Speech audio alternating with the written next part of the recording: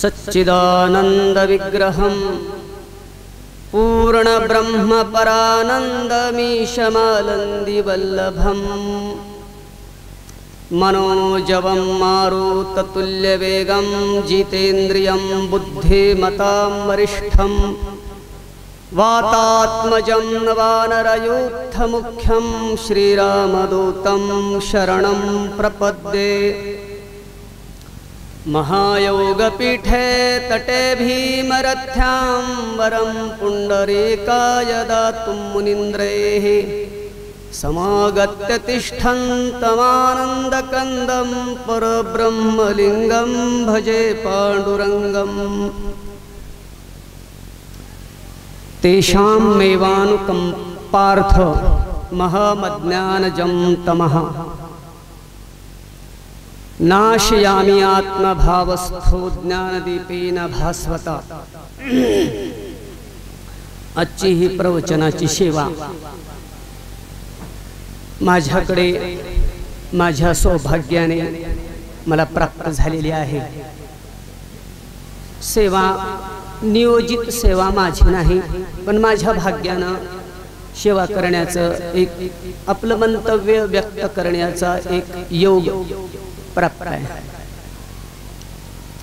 आपल्याला मेकले परिवारातर्फे गावातील सर्व भाविक भक्तांना अमृतपान करवण्याचा एक खूप मोठं छान अनुष्ठान आहे आणि बरेच साधक या अमृतपानाच्या या गंगेमध्ये अमृत प्राशन करून आपलं जीवन तृप्त करू लागलेले आहेत, समाधान करून घेऊ लागलेले आहेत। तसं तर आपल्या गावामध्ये मोठमोठे वक्ते येऊ लागलेले आहेत आणि त्या वक्त्याचा सत्कार म्हणून आपली इथं जास्तीत जास्त माणसं जमायला पाहिजेत। जितक्या संख्येमध्ये माणसं उपस्थित राहायला पाहिजे तितक्या संख्येमध्ये माणसं जमा होईना झाले तर गावातल्या माणसांनी आता ही लेखले परिवार एवढा खर्च करू लागलेले आहेत, सेवा करू लागलेत। आपण सुद्धा त्या सेवेमध्ये सहभागी होऊन आपण आपलं जीवन सुद्धा आपण कृतार्थ करून घ्यायला पाहिजे। विठामाईनं आपल्या जीवनामध्ये जी निष्काम सेवा केलेली आहे आणि त्या निष्काम सेवेचं ही फळ आहे। एवढे महात्मे येणं आणि एवढ्या महात्मेनं मुख भरून विठामाईचं वर्णन करणे, वर्णन कुणी बी कुणाचं करीत नाही। आपल्या जीवनामध्ये आपण काहीतरी करावं लागतं तेव्हा समाज वर्णन करीत असतो। समाज उग कुणाचं कुणी वर्णन करीत नाही।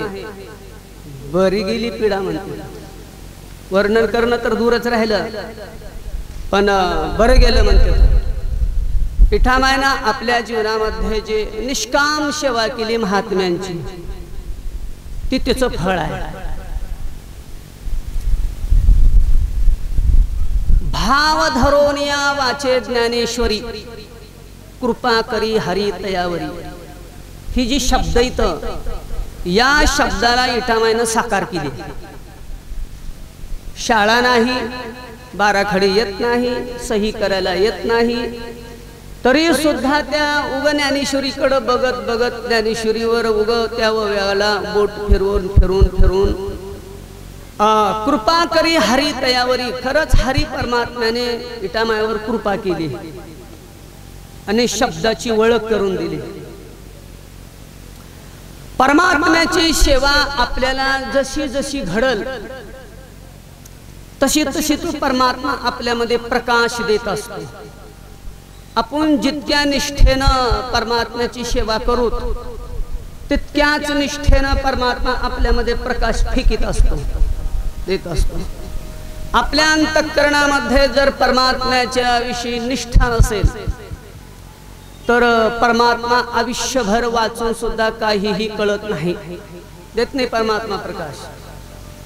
आणि आपण प्रस्तुत श्लोक जी निवडलेला चिंतनासाठी निवडलेला आहे, परमात्मा छाटून घेतात माणसं। सुताराकडे झू करण्यासाठी किती बी मोठं लाकूड आहे तर तितक्या लाकडाचा झू करीत नाही। सुताराला जेवढ्याचा झू करायची तेवढंच लाकूड घेत असतो, बाकी सगळं फाडू फाडू फेकून देत असतो. परमात्म्याकडे कितीही माणसं आले तर परमात्मा सगळ्याला उचलून घेत नाही. परमात्मा दोन्ही श्लोकामध्ये सांगते की तेषां सतत युक्तानां, भजन तर सगळेच करते पण सतत करीत नाहीत. सतत युक्तानां, सतत सतत सतत परमात्म्याच्या चिंतनामध्ये जी महात्म्य राहते, प्रीतिपूर्वकम, भजन कसं करावं लागतं, प्रीतिपूर्वकम, त्या प्रेमामध्ये माझ्यामध्ये आणि परमात्म्यामध्ये तिसरं यायला नको आहे. जर आपल्यामध्ये आणि परमात्म्यामध्ये तिसरं जर माईक उभा ठाकत असेल तर ती प्रेम नाही आहे. आपला संबंध मधल्या संग चालू आहे. परमात्म्याचं भजन करीत असताना कुठल्या तरी माईक जड वस्तूविषयी आस्था ठेवणे आणि त्या आस्थेपोटी भजन करणे ही प्रीती नाही आहे. केवळ मी परमात्म्याचं भजन करला लाव आणि ते परमात्म्यासाठीच करला लाव. देवाची चाडे अळवावे देवा, ओस देह भावा पाडून या. परमात्म्याचं भजन करीत असताना केवळ परमात्म्यासाठी करणे माझं कर्तव्य आहे म्हणून करणे. अंतःकरणामध्ये एकच निष्ठ भावना असायला पाहिजे, देव माझा मी देवाचा, सत्य माझी हीच वाचा, हीच माझी सत्य वाचा. असं भजन करणे म्हणजे ती प्रीती आहे. अशी प्रीती असायला पाहिजे, प्रेम असायला पाहिजे. प्रेमामध्ये प्रेमास्पदाला तृप्त करण्याची प्रक्रिया आहे. गोकुळामध्ये गवळणी भगवान श्रीकृष्णाचं चिंतन करीत होत्या, आपलं बरं होण्यासाठी नाही, आपल्याला समाधान मिळेल म्हणून नाही, केवळ परमात्म्याला आनंद मिळतोय म्हणून करायचं. आवडे देवासी तो ऐका प्रकार, नामाचा उच्चार रात्रंदिवस, रात्रंदिवस परमात्म्याचं भजन देवाला आवडतंय म्हणून करायचं. आपल्याला आवडतंय म्हणून नाही, माझं कसं होईल म्हणून नाही. आपल्यावर जर माझं बरं हो म्हणून जर भजन एखादी साधक करीत असेल तर ती भजन प्रेम नाही, प्रीतीपूर्वक नाही. आणि माझं बरं हो म्हणून करणाऱ्याला परमात्मा छाटून बाजूला सरकवते. तेशाम, तेशाम मध्ये परमात्म्याने पार चाळणीच लावली आणि चाळणी लावून काढून टाकलं. सतत युक्ताना भजताम प्रीतीपूर्वकम, असं प्रीतीपूर्वक भजन करणाऱ्या साधकाला मी काय देतो सांग. इटामाईनं आपल्या जीवनामध्ये निष्काम सेवा केली. निष्काम सेवेचं फळ महात्म्याचं दर्शन असतं. आपल्या जीवनामध्ये जर निष्काम सेवा घडली तर महात्मा भेटत असतो. आपल्या जीवनामध्ये सकाम जर सेवा घडली तर संसारातल्या वस्तू भेटतात. सकाम सेवा केली की वस्तू भेटतात. सकाम सेवा केल्यानंतर एखाद्या टायमाला परमात्मा भेटतो, महात्मा भेटत नाही. ज्याच्या जीवनामध्ये आपण मी सेवक आहे, सेवा करणे हीच माझा धर्म आहे, असा ज्याच्यामध्ये उत्कट भाव आहे, अशा अशा साधकाला महात्मा भेटत असतो. निष्कामता, निज दृष्टी, अनंत पुण्य, कोट्यान कोटी, रोकड्यालाही जे साठू वाटी, तरीच होय भेटी हरिप्रियाची. जी हरी परमात्म्याला अत्यंत प्रिय झालेले जी साधक महात्मे आहेत, असे महात्मे परमात्मा त्या महात्म्याची आपली भेट घालून देत असतो. आपल्या जीवनामध्ये निष्काम जर घडलं असेल तर परमात्मा अशा साधकाची भेट घालून देत असतो. आणि अशा साधकाची भेट झाल्यानंतर काय होत असतं हो, महात्मा कशासाठी येत असतो, या संसारामध्ये महात्म्याचं आगमन का होतं. माऊली म्हणते अमृत अनुभवामध्ये श्री गुरु माऊलीचं प्रकरण सुरू करते वेळेस पहिली गोवी लिहिते माऊली, या संसारामध्ये महात्मे आणि श्री गुरु जी या संसारामध्ये येत असते ती संसाराचा उपाय म्हणून येत असते, संसाराला एक उपाय म्हणून येत असते। आता उपाय वन वसंत जो अज्ञेचा आहे वतंतू, अमूर्तची मूर्तू कारुण्याचा श्री गुरु माऊलीचं स्वरूप मूर्त नाही, व्यक्त नाही, अव्यक्त ही त्यांचं स्वरूप आहे।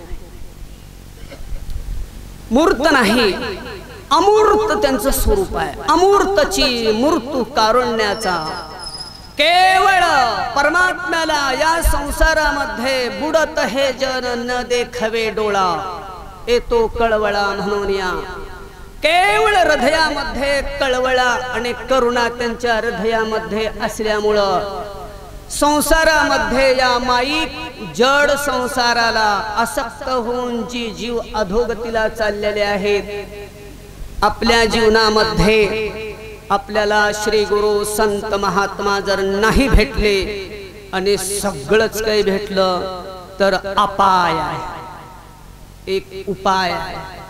संत भेटले तर उपाय आणि संत नाही भेटले तर अपाय। अपाय म्हणजे आपत्ती, आपत्ती।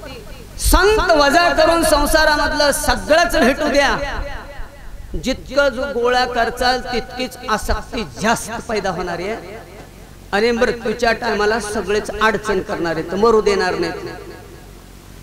ज्याच्यापाशी काहीच नाही ती आरामशीर मरते आणि ज्याने 250 एकर शेत कमिवले, कोट्यावधी पैसे कमिवलेत, त्याला मरू वाटत नाही। एवढं गोळा केला आणि एवढं गोळा केल्याला सोडून कसं जाऊ बाबा, अशी त्याच्या अंतःकरणामध्ये आसक्ती होती आहे आणि सगळा गोळा केल्याले आसक्ती ही इतच खपी होती आहे, इतच ठेवती आहे।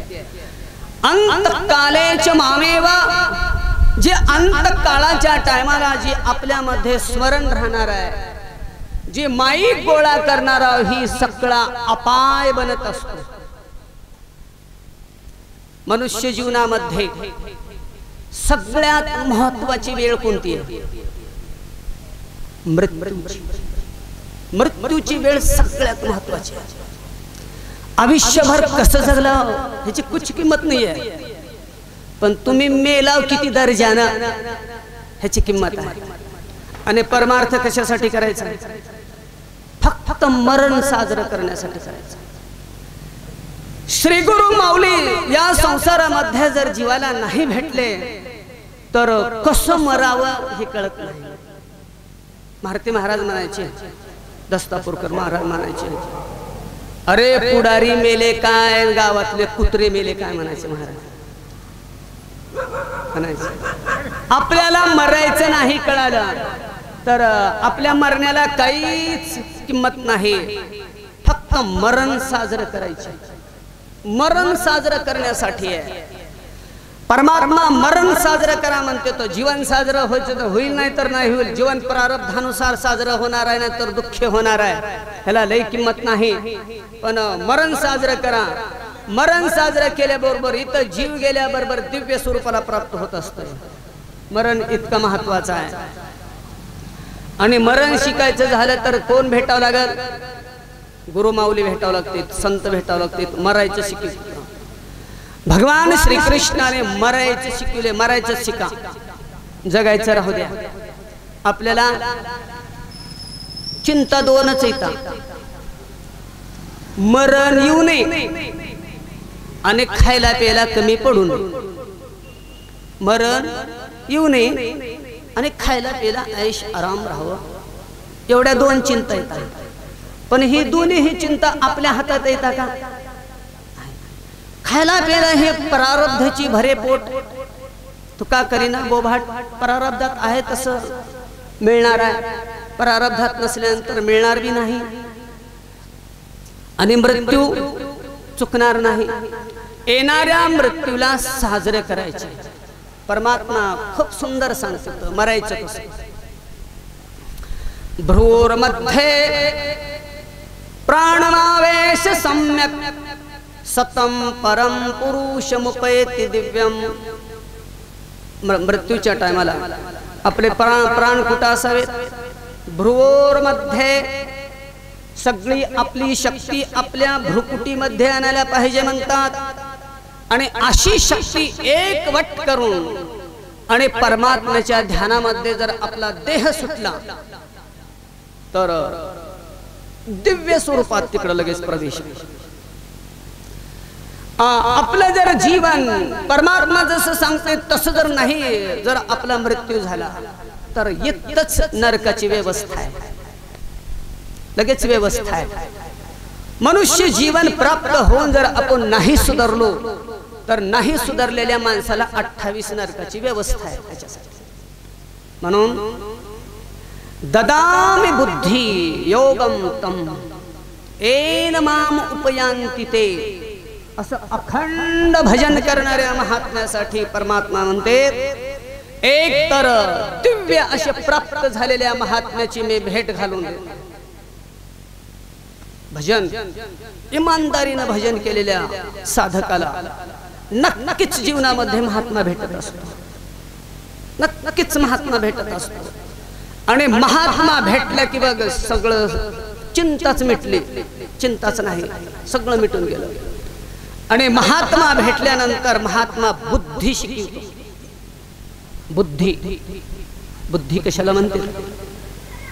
उगा संसारातल्या काडी कसपटी इकडलं तिकडं तिकडलं इकडं करणं लय हुशारी म्हणजे बुद्धी नाही। भगवान म्हणते नास्ति बुद्धी रिक्तस्य न च युक्तस्य भावना। जो परमात्मा स्वरूपाला युक्त नाही त्याला काय नाही? बुद्धी नाही। मग संसारामध्ये एवढे हुशार लोक आहेत, हे सगळे अक्कल आहे। संसार फक्त अक्लीवर चालत असतो, बुद्धी नाही। बुद्धी ही बोधव्य तत्वाला जाणण्याच्या प्रयासाचं नाव आहे। बोधव्य तत्व परमात्मा, आणि त्या परमात्म्याला जाणण्यासाठी आयुष्यामध्ये जो प्रयास आहे आणि अशा प्रयासाचं नाव बुद्धी आहे। परमात्म्याला न जाणता संसारातलं सगळंच गोळा केलं, चालाकीने केलं, लोकांच्या डोळ्यात माती घालून केली, जबरदस्तीने केलं, सगळंच गोळा केलं। हे काय बुद्धीचं काम नाही, हे फक्त अक्लीचं काम आहे। अक्कल, अक्कल म्हणजे अ म्हणजे नाही, कल म्हणजे उद्यापर्यंत, उद्यापर्यंतची राहण्याची ज्याची खात्री नाही आणि असं जी गोळा करण्याची चक्रात पडलेत, उद्यापासून राहायची खात्री नाही आणि अशा गोळा करण्याच्या चक्रात पडले, त्याचं नाव अक्कल।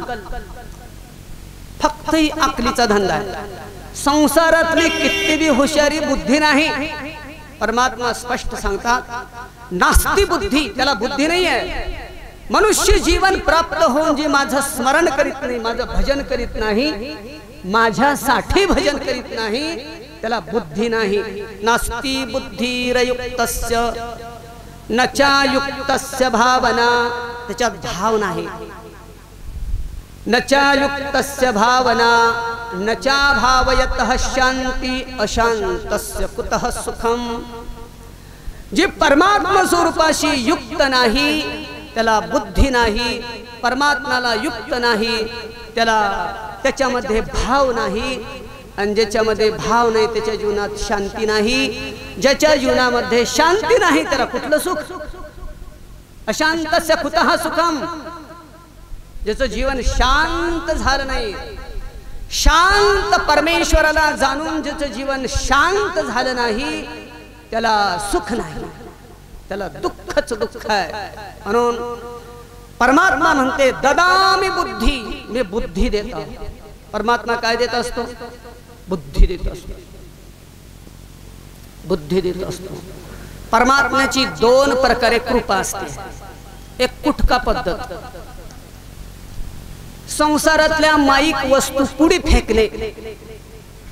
कुत्र्याला कुटका टाकल्यावर कुत्र मालकाच्या ध्यानात राहत नाही, कुटका खायच्या ध्यानात राहते। आणि संसारामध्ये ज्या माणसाच्या पुढे ऐश्वर्य फेकले ती माणसं परमात्म्याच्या ध्यानात राहत नाही, कुटका खात्या ध्यानात राहते। हे कुटका कृपा आहे। उगो कुटका फेकला की त्याच्या पुढे ती खात बसते, परमात्मा ज्यानं कुटका टाकलाय त्याला बी घुरघुर करते पुन्हा कुत्रे. कुत्र्याला भाकर टाकून बघा, त्याच भाकरीला मालकाने जर हात लावायला गेलं तर कुत्र घुर्र करते. परमात्म्याने ही सगळं ऐश्वर एखाद्याच्या पुढे फेकलं आणि त्याच माणसाच्या घरी हनुमान जयंतीचा सप्ताह म्हणून पट्टी द्या हो म्हणून जर गेले तर ती माणसं म्हणते काय वज लागलंय, किती पट्ट्या राहत्यात, इतक्या राहत्यात का पट्ट्या, असं म्हणायला चालू केलं. पण दिलंय पुन्हा त्या मालकानंच दिलंय, मालकानंच दिलेले हे आता खाऊन असे वस्तू. दुसरी एक पद्धत आहे, परमात्मा बुद्धी देत असतो, ती अनंत कृपा आहे. परमात्म्याने काय देव आपल्याला? बुद्धी देव. ज्याला बुद्धी मिळाली तो परमात्म्याला जाणण्याच्या प्रयासामध्ये राहत असतो. परमात्म्याला जी जाणते तिचंच नाव बुद्धी आहे.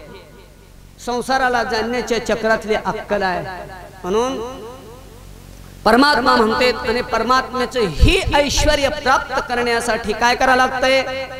तेषां सतत युक्तान, सतत युक्त राहण्याची प्रयास करावा लागतो. सतत युक्त राहण्याचा अभ्यास करावा लागतो.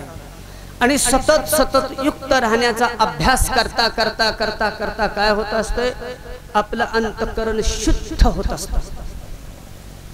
शुद्ध.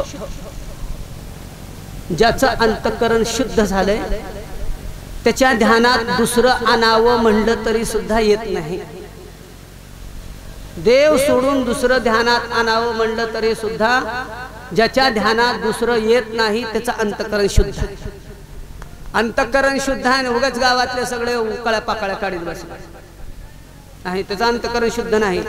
ज्याच्या अंतःकरणामध्ये संसार घुसलेला आहे त्याचं अंतःकरण शुद्ध नाही. परमात्म्याचं ज्यानं अखंड भजन करण्याचा ज्यानं अभ्यास केलाय त्याचं अंतःकरण शुद्ध होत असतं. आणि ज्याचं अंतःकरण शुद्ध झालंय त्याच्या अंतःकरणामध्ये दुसरं शिरत नाही.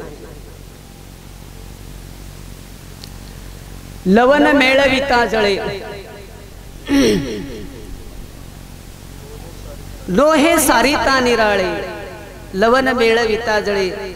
लवण मीठ जसं पाण्यामध्ये एक बार मिसळलं की पुन्हा पाण्याच्या बाहेर मीठ निघत नाही, त्याप्रमाणे अंतःकरणामध्ये परमात्मा एक बार आपल्या असनस्थ झाला की पुन्हा निघत नाही. त्याचं नाव बुद्धी आहे आणि हा परमात्म्याचा आशीर्वाद आहे. असे ही परमात्म्याचं चिंतन आहे. आता मी गावातलाच महाराज, आता गावातलाच महाराज असल्यामुळे जास्त माणसं ऐकायला यायची काही गरज नाही. गावातल्या महाराजाचं ना काय की ना, पण कृपा करून जेवढे माणसं येऊलं त्या माणसानं 2-2 माणसं घेऊन या. बाहेरून आलेल्या वक्त्याचं समाधान होतं. एवढे माणसं असं वाटतंय, त्याला आनंद वाटतोय.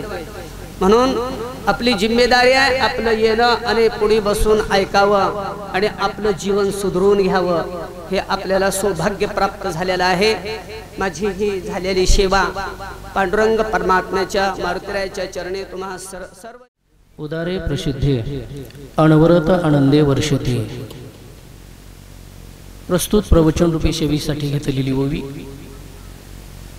ज्ञानेश्वरीच्या 12व्या अध्यायातील आरंभाची अशा प्रकारची आहे. आत्ताच आमचे हरिभक्तीपरायण सूर्यभान महाराज आणि अत्यंत सुंदर अशा प्रकारे या ठिकाणी प्रवचन केलं. खरं म्हणजे मी ऐकायला आलो होतो.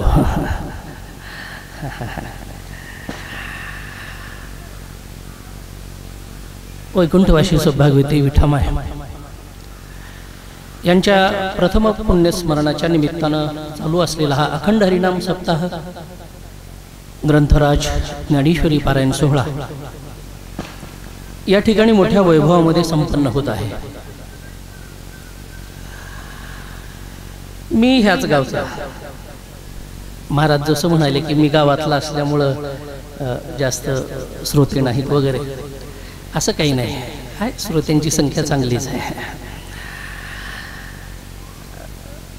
आणि महाराजांनी जसं म्हणून गेले की प्रत्येक श्रोत्यांनी 2-2 श्रोते आजपासूनच घेऊन यायचे. आपल्या शेजारी त्यांना सांगायचं काका चला की कीर्तनाला. ते म्हणतात आता बऱ्याच वेळेस आमचा अनुभव असा आज कितवा दिवस आहे, मग ते सांगतात आज दुसरा तिसरा. तसं नाही, भंडारा कधी ते सांगा. म्हणजे आपल्या गावातलं नाही बरं काय, दुसरीकडचं सांगतोय. अखंड हरिनाम सप्ताह हा जो वैभव संपन्न सप्ताह या ठिकाणी आयोजित करण्यात आला, पाहता पाहता विठमाईला 1 वर्ष पूर्ण होत आहे. काळ कोणासाठी थांबत नसतो. मनुष्य किती दिवस जगला त्याही पेक्षा तो कसा जगला ह्याला विशेष अशा प्रकारचं मूल्य आहे.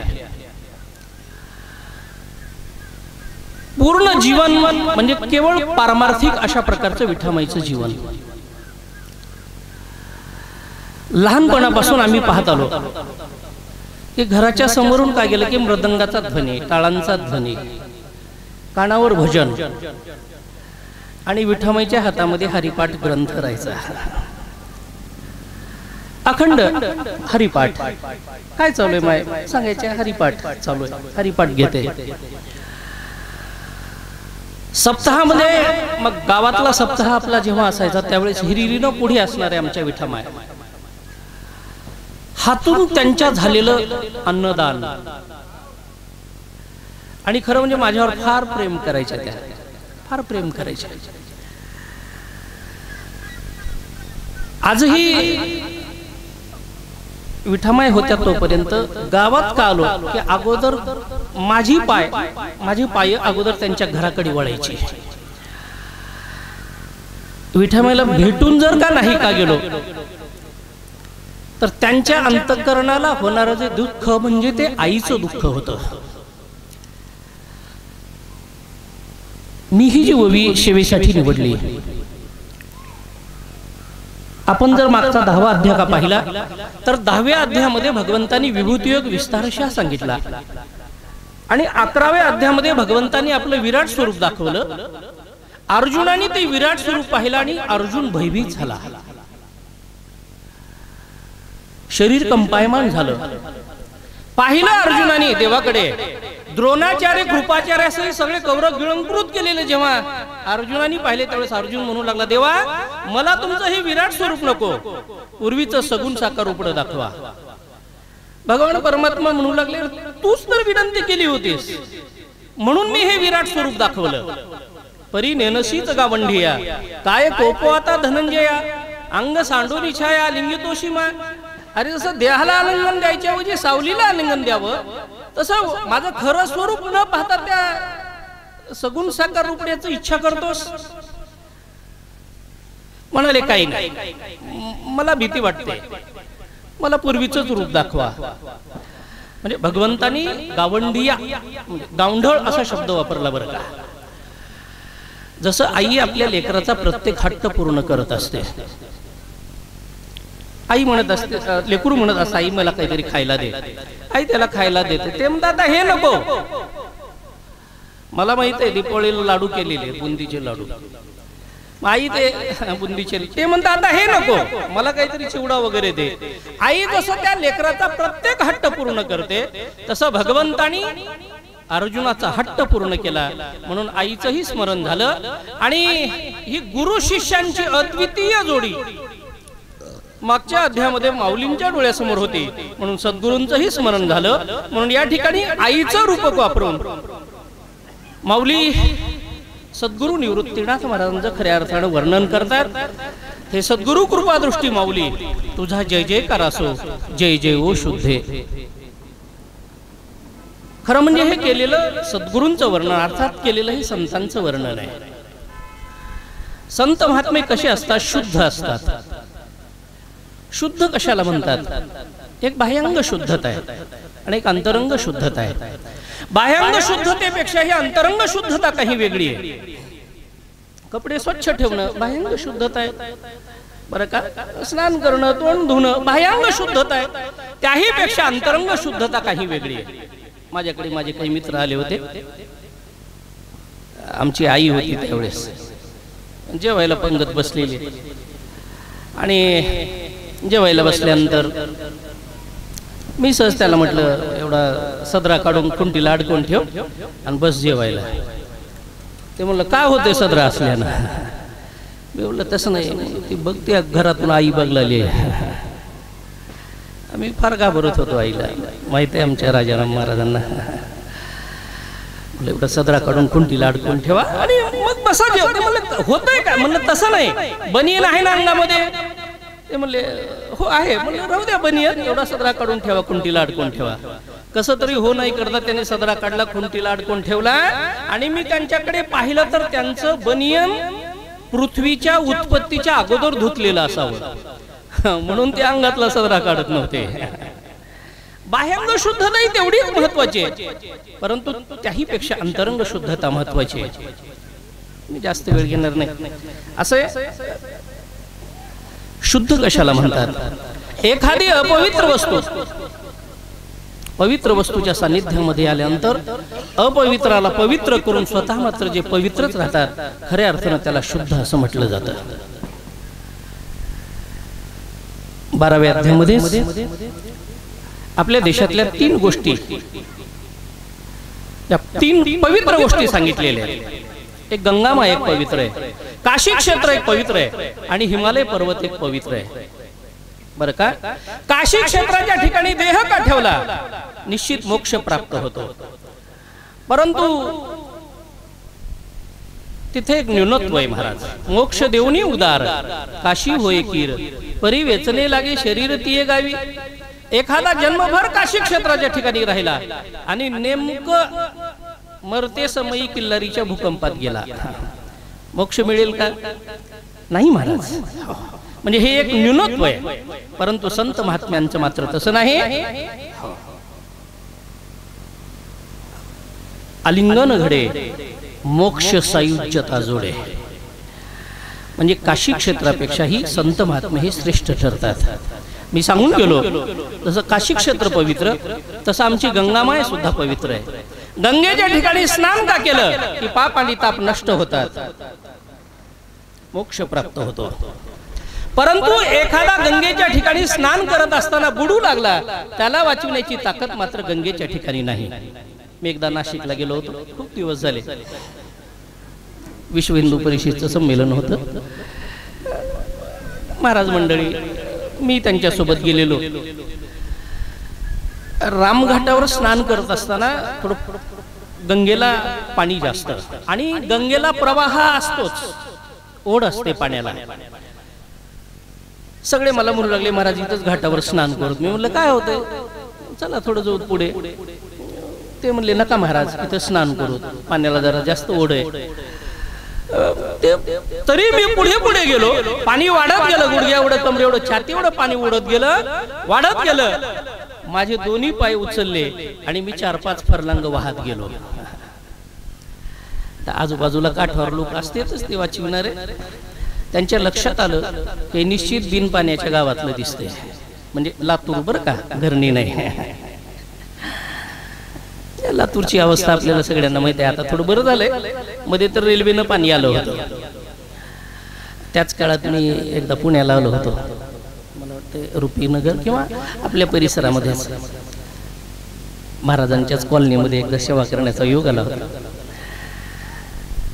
एकाने मला विचारलं, त्याच दिवशी पेपरला बातमी, लातूरला रेल्वेनं पाणी जाणार वगैरे वगैरे, खूप मोठ्या मोठ्या बातम्या. अगदी कीर्तन संपल्यानंतर एका गृहस्थाने मला विचारलं, तुम्ही लातूरचे आहेत का? म्हणलं हो.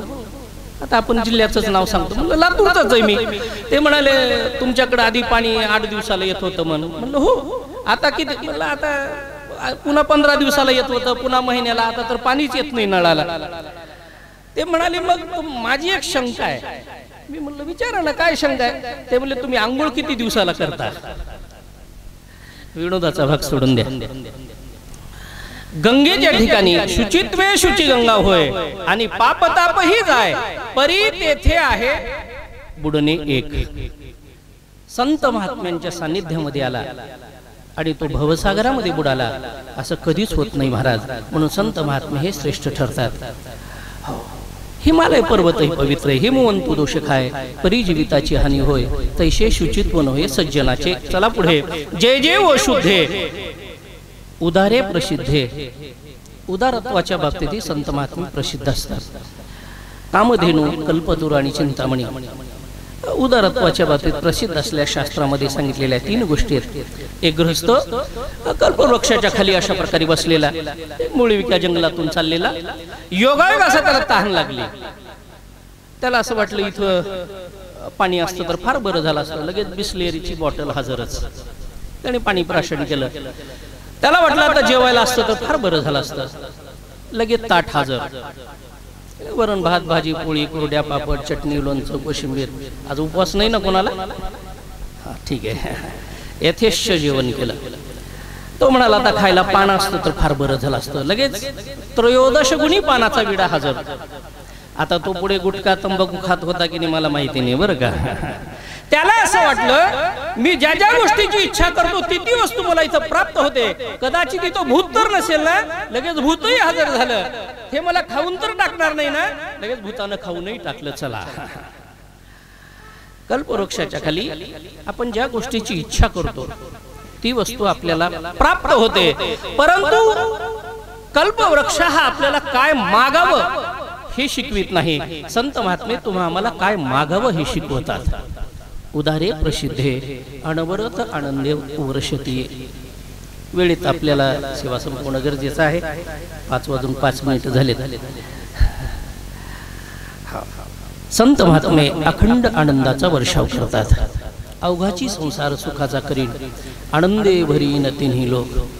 700 वर्षापूर्वी माऊलींनी केलेली ही प्रतिज्ञा खऱ्या अर्थानं सार्थ अशा प्रकारे ठरलेली आहे. सर्वसामान्य माणसं प्रतिज्ञा करतात. तुम्ही आम्ही प्रतिज्ञा करतो. राजे महाराज ही प्रतिज्ञा करतात.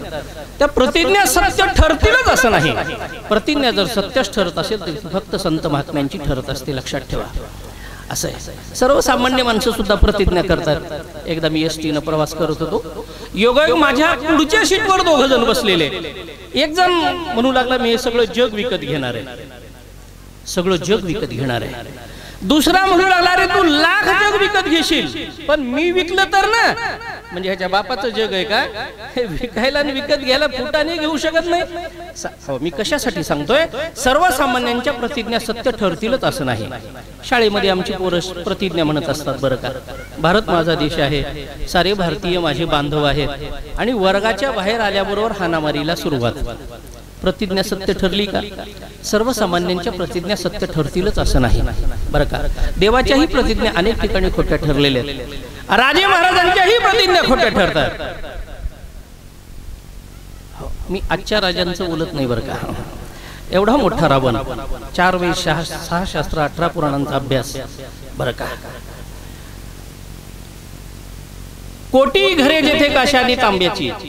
कोटीच नाही सब सब सब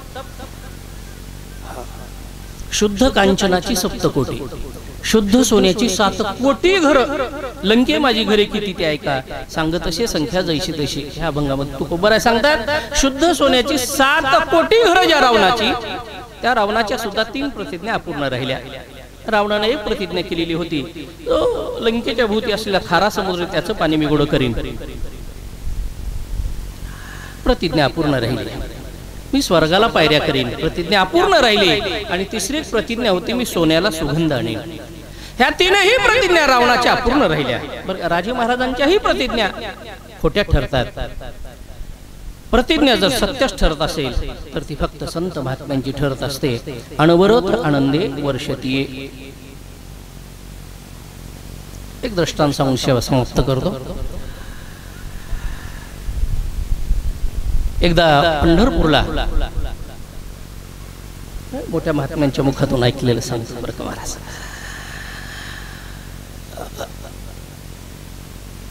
निगडीकर महाराजांची दररोज कीर्तन व्हायची रावळामध्ये.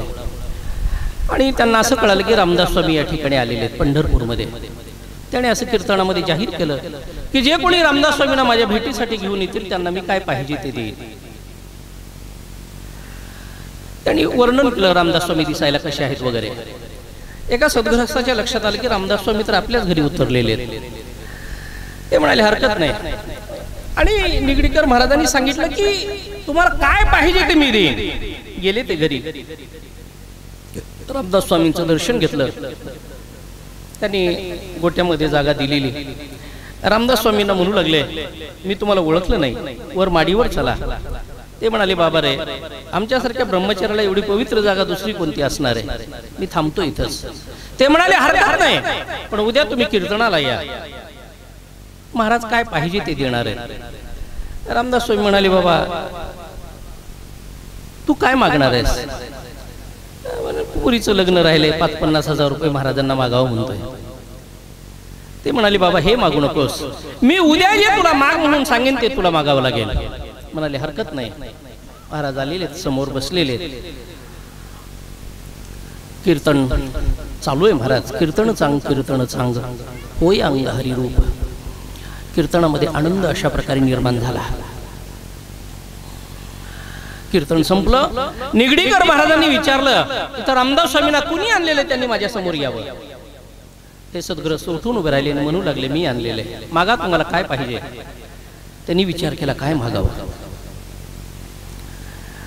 रामदास स्वामी मित्र म्हणाले की मी जे माग म्हणून सांगेन ते मागावं लागेल.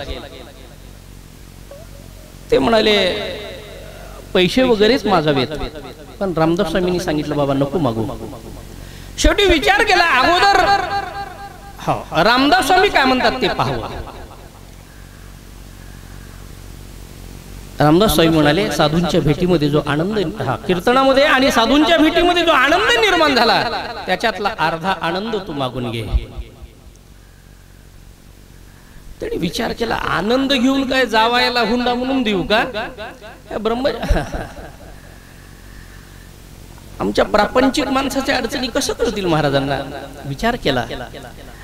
शेवटी त्यांनी विचार केला अगोदर आनंद मागून घेऊ आणि नंतर पैसे वगैरे मागू. ते म्हणाले महाराज मला या ठिकाणी जो निर्माण झालेला आनंद आहे त्याच्यातला अर्धा आनंद द्या. ते म्हणाले तू आनंद घेऊन काय करणार आहेस? अरे पैसा पाहिजे का? पैसा माग. बंगला पाहिजे का? शेती गाडी पाहिजे? अरे काय पाहिजे ते माग. त्याच्या लक्षामध्ये आलं ज्या अर्थी महाराज फुकटचा आनंद द्यायला तयार नाही त्या अर्थी निश्चितच पैशापेक्षा आनंदाची किंमत जास्त असली पाहिजे. ते म्हणाले महाराज मला पैसा वगैरे काहीच नको, आनंद द्या. डोक्यावर हात ठेवला महाराज खऱ्या अर्थानं तद्धाम परमं मम अनवरत आनंदे वर्षतीये. म्हणून जय जय ओ शुद्धे उदार्य प्रसिद्धे अनवरत आनंदे वर्षतीये. या ठिकाणी आई साहेबांच्या पुण्यस्मरणाच्या निमित्तानं मला खरं म्हणजे सेवा करण्याचं हे भाग्य मिळालं. उजळले भाग्य आता उघी चिंता भरली, किंवा तुका म्हणे भाग्य या नावे म्हणजे संसारी जन्मीची याची लागी.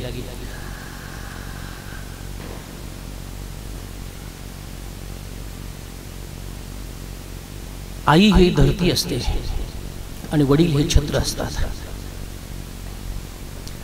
जेव्हा आई जाते ना तेव्हा जीवनातलं सगळं सुख जात असतं. बाहेरून एखादा सद्ग्रस्त घरी का आला कमवत असावा, पोरं विचारतात काय आणलं तुम्ही खायला? वडील म्हणतात आज किती कमवलं? पत्नीचाही त्यामध्ये हिस्सा असतोच. पण आई विचारते बाळा सकाळपासून जेवण केलं का रे?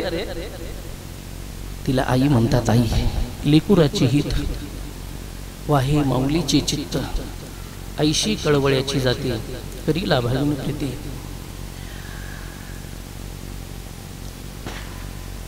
आणि अशा आई साहेबांबद्दल काय बोलावं. अखंड जीवन केलेला परमार्थ त्यांनी आपल्या मुलाबाळांवर केलेले, एवढंच नाही आमच्या सारख्यांवर सुद्धा केलेले सुसंस्कार. मी लहान होतो त्यावेळेस गावामध्ये सप्ताह चालू होता. राजाराम वगैरे सगळे पारायणाला बसलेले. आम्ही 3री-4थीला आपण होतो बहुतेक त्यावेळेस. आणि मला विठा माहिती त्या दिवशी मला म्हणल्या अंकलदास बसला नाही का तुम्ही पारायणाला? जाओ बरं बसा पारायणाला. खऱ्या अर्थानं माझ्या परमार्थाची सुरुवात विठामाईनं करून दिलेली आहे. आणि मी तर खरंच मी माझं भाग्य समजतो की मला ह्या ठिकाणी त्यांची सेवा करण्याचं भाग्य मला या ठिकाणी प्राप्त झालं.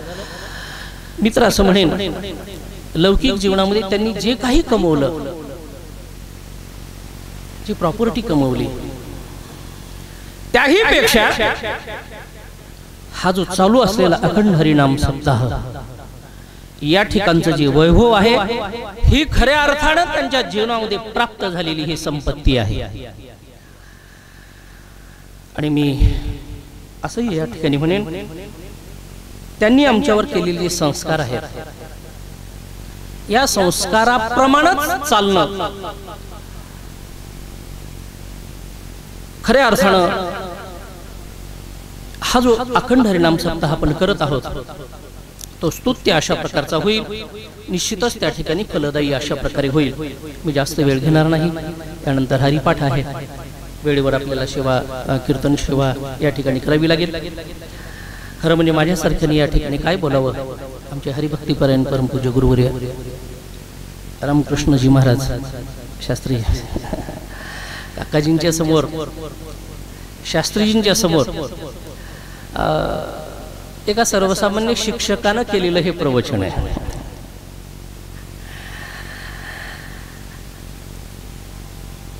खरं म्हणजे शास्त्रीजींचा त्यांचा अत्यंत असलेला जिव्हाळा आणि खऱ्या अर्थानं शास्त्रीजींच्याच प्रेरणेतून म्हणा, त्यांच्या मार्गदर्शनाखाली चालू असलेला हा अखंड हरिनाम सप्ताह, मित्र असं म्हणेन, हे अनंत जन्माचे आपल्या सगळ्यांचेच असलेले हे ऋणानुबंध आहे. आणि या ऋणानुबंधातूनच खऱ्या अर्थाने या ठिकाणी हा भव्य दिव्य अखंड हरिनाम सप्ताह या ठिकाणी होतोय. आई साहेबांनी तुमच्या आमच्यावर केलेले जे संस्कार आहेत, जो मार्ग दाखवून दिला, त्या मार्गाने जाणं हीच खऱ्या अर्थानं एक प्रकारची त्यांच्यासाठी श्रद्धांजली ठरेल. पुंडलिक वरदे विठ्ठल श्री ज्ञानदेव तुकाराम पंढरीनाथ भगवान की जय. विठ्ठल विठ्ठल विठ्ठल विठ्ठल विठ्ठल. पुंडलिक वरदे